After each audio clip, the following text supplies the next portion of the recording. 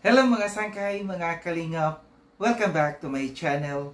Ito po muli ang inyong sangkay na si Sangkay Lons, muling nagbabalik. Kumusta? Kumusta kayong lahat? Sana nasa maayos na kalagayan ng lahat. Mapa dito sa Pilipinas or sa mga nasa ibang bansa, dobling ingat tayo, no? So mega love shout out sa inyong lahat, sa Team Sangkay Original, Team Sangkay Sponsors, Team Kalingap, Kuya Val at Edna Kalingap Rob, sa lahat ng aking mga followers, supporters, and subscribers, sa mga lolos, lolas, FWs, and PWDs. Mega love shoutout sa inyong lahat, and of course, I love you all. Ayan. Mega love shoutout sa lahat ng Kalingap partners, Team Kaliwat, yung grupo ko po. At sa lahat ng aking mga sponsors, kay Tita Bing, ang kanyang YouTube channel ay Horbin TV Vlog. Subscribe po natin. Ang tita kong Vayot, si Tita Mina Jaramillo. At ang pinaka-gorgeous sa lahat, si Mamita ng San Diego, California. Also, hello sa aking friend, si Manay Tere ng San Diego, California din. At sa lahat ng aking mga sponsors at sa aking mga followers, sa lahat ng mga nagmamahal kay Sangkay, mega love shoutout sa inyong lahat. Ngayong araw na ito mga Sangkay, gagawa ko ng reaction. Ito ay patungkol sa panawagan, no, ni Kalingap Rob, no, patungkol doon sa mga reactors na tumigil sa paggawa ng reaction patungkol doon sa kabilang grupo, no, ibang community. Kay M na naman to, no? Bakit parang puro letter M ang nangyayari? Ang mga ano dito ng dating mga naging beneficiaries ng Kalingap, no? But before anything else, no, bago tayo dumako doon sa ating pag-uusapan patungkol dun sa pakiusap ni Kalingap Rob, I would like to say thank you, no, sa lahat ng mga sumuporta sa akin, yung grupo ng Danjoy, no, yung mga supporters ng Danjoy. Napansin ko nitong this past 2 days ago, no, maraming mga nag-subscribe sa akin, maraming mga sumuporta sa akin, no, na mga Danjoy, no, na mga supporters. Thank you so much sa inyong pagsuporta sa akin. And may mga mangilan-ngilan akong nababasa doon, no, na sinasabi, Sangkay, gumawa ka ng reaction sa Danjoy, no. Kasi alam nyo, no, pansin nyo naman na hindi ako gumagawa ng reaction talaga sa mga love team. Kasi hindi yun yung forte ko eh, no. Hindi ko yung forte yung magpakilig. Kasi walang kilig siguro sa katawan ko. Never pa kasing kinilig si Sangkay.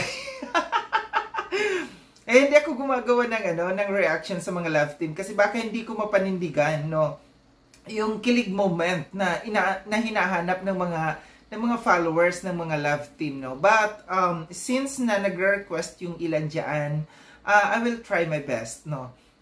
Siguro this mga susunod na araw, no, baka try kong gumawa ng reaction patungkol doon sa sa Danjoy. Pero sana suportahan niyo ako. Thank you so much, no, sa mga nagsuporta diyan. Thank you so much sa pagpapakita niyo ng suporta sa YouTube channel ko. So ito na nga, no, dako na tayo dito sa pakiusap ni Kalingap Rob patungkol dito sa mga reactors na tigilan yung paggawa ng reaction sa kabilang community, no. Para sa akin, opinion ko ito, no, merong yung pagpigil, no, ni Kalingap Rob sa atin ng mga reactors na gumawa ng reaction doon, hindi ko alam kung ito'y protection niya sa atin ng mga reactors na hindi tayo mapahamak, or ito'y protection para sa kabilang grupo, or protection sa buong Kalingap, no. But anyways, yung ginawa niyang yan, nire-respeto natin, no. Nire-respeto natin yung kanyang panawagan. Pero, ang sa akin kasi dito, no, ito yung point ko dito. Hindi natin tahasan, no. Hindi tayo gumagawa ng reaction patungkol doon sa leader nila, sa pinuno nila. Kundi ang ginagawa natin ng reaction, yung kanyang mga dating reactors, no. Na yung mga live nila, yun yung ginagawa natin ng reaction. Hindi yung kanilang pinuno, hindi yung kanilang leader, kundi yung kanyang mga reactors like Japina, Kapitana ni Hides. Yun ang ginagawa natin ng reaction. I do not know lang sa iba, no, na reactors kung sila gumagawa ng reaction, yung kung ginagawa nila ng reaction yung leader, no. Kasi ako on my part, 2 beses ako gumawa ng reaction. Yung ginagawan ko ng reaction, yung live, no. Yung live ni na Kapitana at saka ni Japina. Never akong nagtopic na galing doon sa kanilang leader mismo. Ang ginagawan ko ng reaction yung sa kanyang mga dating reactor like Japina and Kapitana ni Hides, no. So I don't think so, no, na ito'y paglabag or kung ano man, no, na para sa akin, no, hindi ako gumawa ng reaction galing doon sa leader, no. Kaya lang nababanggit, no, kasi yun ang kanilang topic, no. Doon sa ano na yun, no, sa reaction ng mga reactors ng leader nila, nililinaw lamang natin yung kanilang mga reaction. Yung like kagaya na tinawag nilang scammer. Para sa akin kasi hindi matatawag na scammer kasi nung umpisa, nung walang paliwanag yung kanilang pinuno, yung kanilang leader, no, maniniwala tayo. Ginawa natin ng reaction doon sa live na yun ni Kapitana kasi wala pang paliwanag yung kanilang leader. So since na nagpaliwanag ang kanilang leader, no, naliwanagan natin, napakinggan natin yung side niya. Na yung pala ay may mga ano na pala siya na hinihingi yung address, yung ganyan. Kaya hindi yun matatawag na scammer, no? Kasi nag-reach out naman siya. Ni-reach out naman niya si Kapitana. Well, anyway, balik tayo dito sa pakiusap ni Kalinga Prab.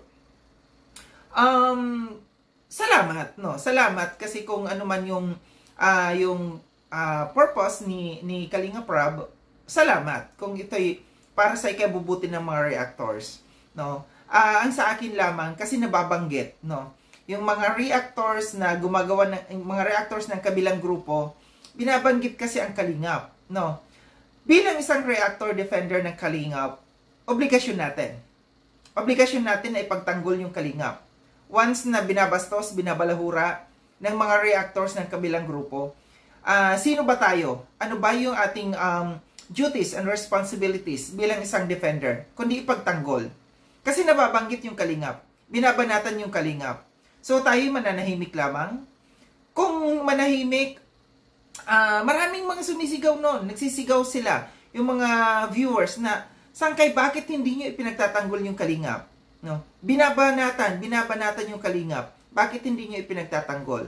So ngayon na ipinagtanggol, no, ng mga reactors yung Kalingap, tayo'y pinigilan, no? Pinigilan. So sabi ko nga, whatever it is, ano man yung purpose, ano man yung reason dito ni Kalinga Prab, well, thank you, no. Kaya lamang tayo umalma dahil nababanggit yung Kalingap. Bilang isang defender, bilang isang reactor ng Kalingap, trabaho natin, obligasyon natin na ipagtanggol yung Kalingap. Dahil nababanggit, binabastos. Tawaging kulto, si Kuya Val, tawaging kilo-kilo yung kulangot ni Kalinga Prab. Well, nakakabastos, no? Nakakabastos sa Kalingap, sa mga founder ng Kalingap. Sino ba tayo na hindi tayo action, gumawa ng reaction na ipaglaban natin? No? And inamin din mismo, maliwanag na inamin din mismo ng leader nila na pinabanatan niya yung Kalingap.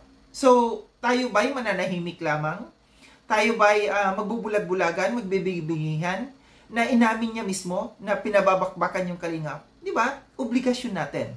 Bilang reactor defender, ipagtanggol yung Kalingap. Trabaho natin yan. Sa 4 na taon tayo dito na defender, hindi tayo nananahimik pagka ginagalaw yung Kalingap, pagka binabastos, pag binabalahura.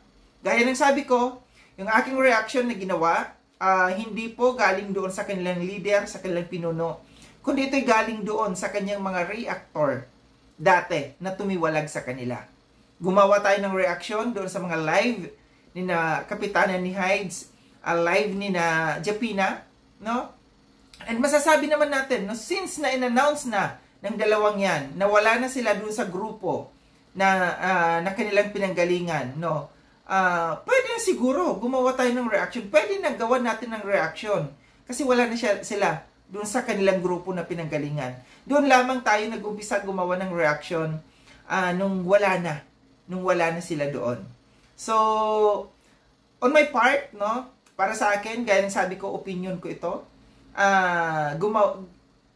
ginampanan lamang natin ang responsibilidad natin bilang isang defender, reactor ng Kalingap. Kaya tayo gumawa ng reaction doon sa kabilang grupo. Kasi binabastos, binabalahura.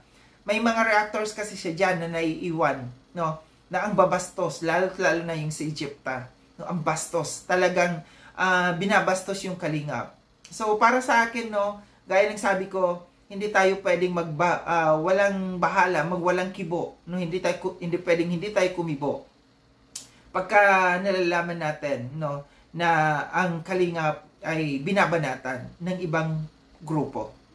So, yun yung ano natin. Ito yung ano ko. Ito yung side ko.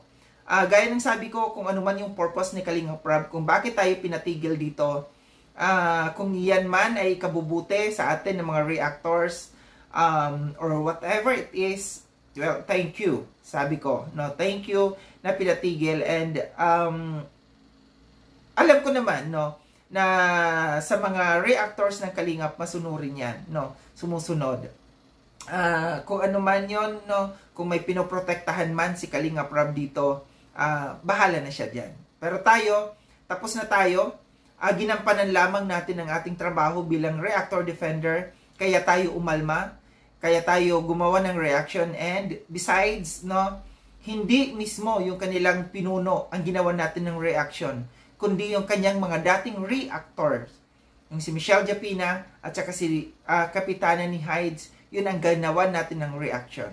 So ito lang yung aking paliwanag nyo, ito lang aking opinion patungkol dito sa panawagan ni Kalingap Rab, no, na tumigil ang mga reactors. Well, titigil ang mga reactors kasi gaya ng sabi ko, masunurin naman ang mga yan. No, hindi yan matitigas ang ulo. Muli maraming salamat mga sangkay, no, sa panonood. Sa mga hindi pa nakapag-subscribe kay Sangkay Lon, subscribe na po ako. Click yung notification bell para updated kayo sa lahat ng mga videos na aking gagawin. Like and share tong video na ito mga sangkay. Kita-kits tayo ulit sa susunod na video na aking gagawin. Ingat kayo sa ang dako ng mundo bang kinaroroon. Paalam na mga sangkay, mga Kalingap. Paalam.